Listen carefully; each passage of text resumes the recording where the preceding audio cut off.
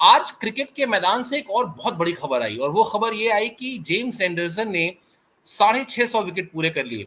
तो वो जो मतलब बहुत पुरानी कहावत है ना कि वाइन वाइन जो है वो जितनी पुरानी होती जाती है उतनी उसकी कीमत बढ़ती जाती है, कुछ वैसा ही लग रहा है।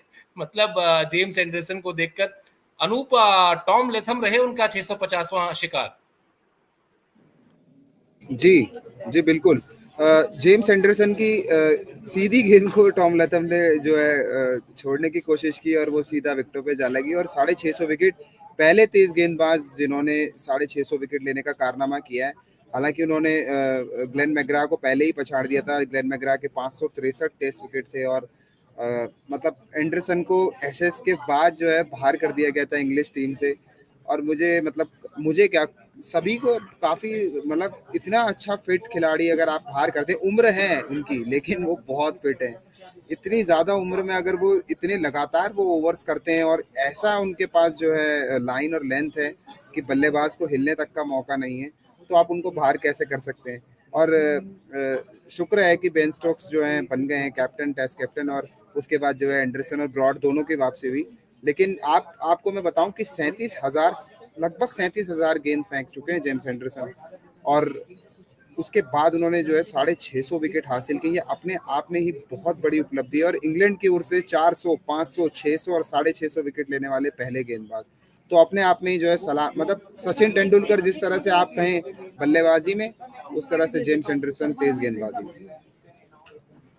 36,804, 36,804 बॉल्स, बिल्कुल एग्जैक्ट मुझे मिल गया डेटा, तो मैंने कहा बता दूं आपको। और आपने सचिन तेंदुलकर का जिक्र किया तो मुझे 2005-6 के आसपास की बात है अनुपम, मुंबई में टेस्ट मैच था और जेम्स एंडरसन की एक बॉल थी और उस बॉल पे सचिन तेंदुलकर बोल्ड हो गए थे। हालांकि जब वो बोल्ड हुए तो वो हल्का सा बेंड हो गए, बैठ गए, और उन्होंने बाद में मीडिया में खबरें यही आई कि वो दरअसल ये दिखाना चाहते थे कि गेंद नीची रह गई, जबकि गेंद नीची थी नहीं। आपको याद होगा एक अखबार ने अंग्रेजी के 4-5 फ्रेम छापे थे बकायदा, क्योंकि सचिन तेंदुलकर पर उस वक्त बड़ी पैनी निगाहें थी। 2004 में उनको टेनिस एल्बो हुआ था, उसके बाद वो आए थे।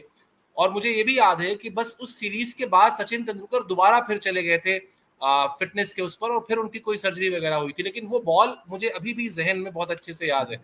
सवाल मेरा आपसे ये मैं जानना चाह रहा था कि क्या जेम्स एंडरसन उस तरह के गेंदबाजों में से हैं, जैसे इंडिया में आप जहीर खान का नाम ले लें, मतलब मैं कोई तुलना नहीं कर रहा हूं, लेकिन अपने करियर के बाद के सालों में, शुरुआत के 5-6 साल आप उनके देखिए और उसके बाद की जो उनकी बॉलिंग है, मतलब बिल्कुल ही अलग है। तेज गेंदबाज होता है, लगता है शुरुआत में आया 5-6 साल खूब तेज गेंद फेंकेगा, बड़ा उसका रौला होगा और वो 150 155 फेंक देगा। लेकिन जेम्स एंडरसन वगैरह शुरुआत में 5-6 साल तो नोटिस ही नहीं हुए, ऐसा लगा बहुत एवरेज एक, हाँ ठीक है इंटरनेशनल क्रिकेट खेल रहा है तो एवरेज तो नहीं होगा तभी इंटरनेशनल खेल रहा है, लेकिन हाँ इट्स जस्ट अनदर बॉलर। लेकिन आज समझ में आ रहा है कि वो कहाँ हैं, कितने एक्स्ट्रा ऑर्डिनरी हैं। शिवेंद्र, कुछ बॉलर्स जो होते हैं वो लेग डेवलप करते हैं, और ये फास्ट बॉलिंग एक ऐसा आर्ट है जिसको मास्टर करना बहुत मुश्किल होता है, और जो कि जेम्स एंडरसन ने किया है और कितना बखूबी किया है। आप देखें उनका जो कंट्रोल है स्विंग का, वो आप मिलीमीटर और सेंटीमीटर में देख सकते हैं। आप वो फोर्थ बॉल की डिलीवरी होगी, वो वहां से वो बाहर जाएगा और वहीं से वो अंदर भी आएगा, और बैटर्स जो है वो हैरान परेशान एंटिसिपेशन में पैर बढ़ा के आगे इंतजार करता होता है कि बॉल निकलेगा या अंदर आएगा। तो ये जो है वो ऑब्वियसली बहुत काम किया है उन्होंने अपने बॉलिंग पे, और वो कहते हैं ना, वो एक ऐसा कंट्रोल आता है एक एथलीट के करियर में कि जो सोचता है उसका हाथ वही करता है।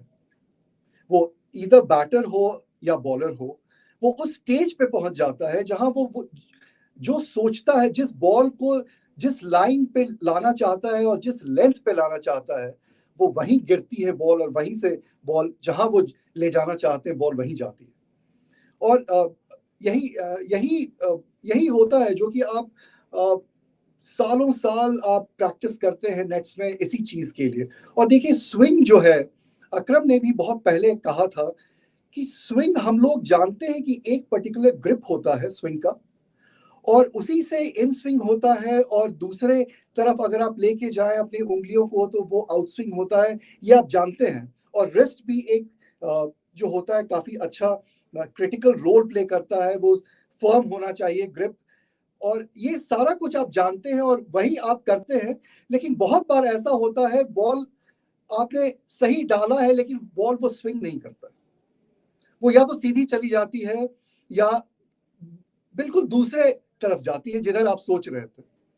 तो आप अपने आप को प्रैक्टिस के थ्रू उस लेवल पे आप ले जाते हैं जहां बॉल आपकी बात मानती है। इससे बड़ा उपलब्धि कुछ नहीं हो सकता है एक बॉलर के लिए, और इससे बड़ा उपलब्धि कुछ नहीं होता है एक बैटर के लिए कि आप जहां सोचे आप वहीं से बॉल को निकालें दो फील्डर के बीच।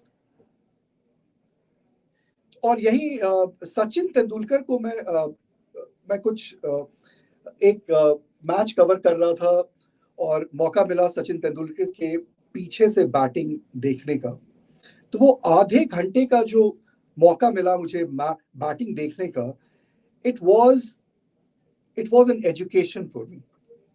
वो कैसे एक ही बॉल को अपने शोल्डर और अपने बैट को ओपन और क्लोज करके, वो एक ही बॉल को जो एक ही लेंथ पे गिरा हो उनके पास 3 या 4 शॉट होता है। मैं ये देखकर हैरान हो गया था, और वही चीज पूरे अपने करियर में उन्होंने वैसा ही किया है। अपने फीट एडजस्टमेंट से, अपने शोल्डर एडजस्टमेंट से, और उनकी जो नेचुरल एबिलिटी थे लेंथ और लाइन को अर्ली पढ़ने का, जो एंटिसिपेशन कहते हैं, जो कि चैंपियन एथलीट्स में होता है, वो सब इतना कुछ था उनमें, और यही कारण है वो इतने दिग्गज क्रिकेटर, इतने दिग्गज बैटर बने। बहुत अच्छी बात कही आपने कि एक एक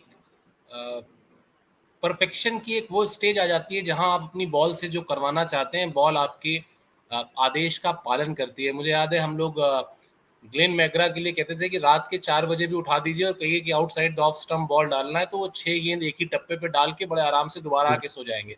उनको कोई उसके लिए कोई जरूरत नहीं है मेहनत करने की। और जेम्स एंडरसन तो जब अभी कोविड काल के बाद जब क्रिकेट की वापसी हुई और ये हुआ कि गेंद पर सलाइवा का इस्तेमाल नहीं करना है, तो मॉन्टी पनेसर ने कहा कि सलाइवा का इस्तेमाल हो चाहे ना हो, एक गेंदबाज ऐसा है जो बिना सलाइवा के भी अगर स्विंग करा सकता है तो वो जेम्स एंडरसन ही है। Anoop, next target 708 Shane Warne.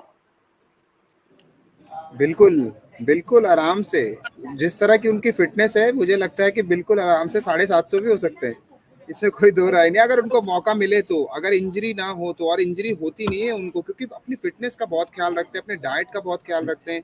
Plus वो जैसे जैसे उनकी एज बढ़ती जा रही है, वो अपने वर्कआउट में, उनका कहीं इंटरव्यू पढ़ रहा था तो उसमें उन्होंने कहा था कि मैंने अपने जो वर्कआउट है, जो उसकी इंटेंसिटी है, वो और ज़्यादा बढ़ा दी है।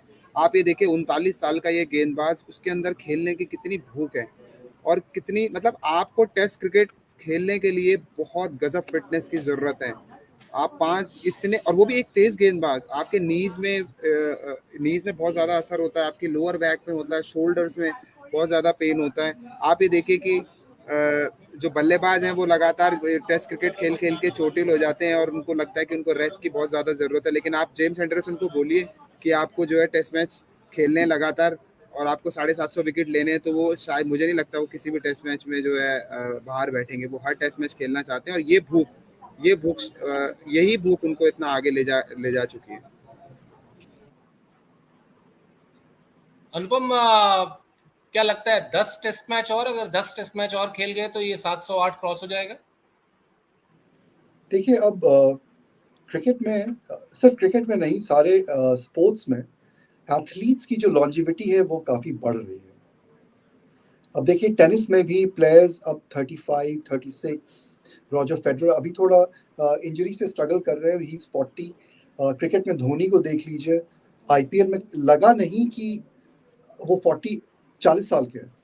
अभी अगर उनको इंडिया के लिए खिला दीजिए तो वो डीके जैसा फिनिश करेंगे, उससे अगर उनसे बेहतर नहीं तो उन्हीं की तरह वो फिनिश करेंगे मैच को।